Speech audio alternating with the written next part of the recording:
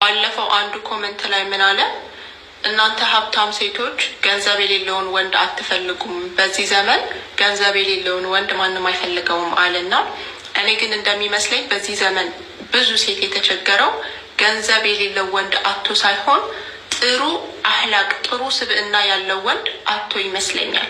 እንደኔ አንድን ሰው ስታገቡት ነፍሳችሁን እንደ መስጠት ነው ለዛ ሰውና ይሄ ነፍሳችንን የምንሰጠው ሰው ደህንነት እንዲሰማን ያደርገናል ወይ? ታማኝ ነው ወይ? እውነተኛ ሰው ነው ወይ? ረህማ አለው ወይ?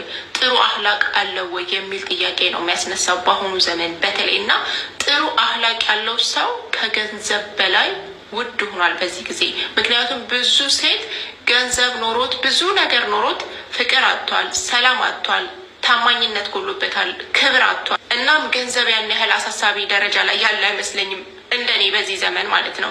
አንተ ጥሩ አህላቅ ያለህ ወንድ ከሆንክ ጥሩ አህላቅ ያላት ገንዘብ ቁሳቁስ ምናምን የማያስጨንቃት ሴት አንተ ካለህ አንተ ባለህ ትንሽ ነገር ተብቃቅታ ትኖራለች አብራ።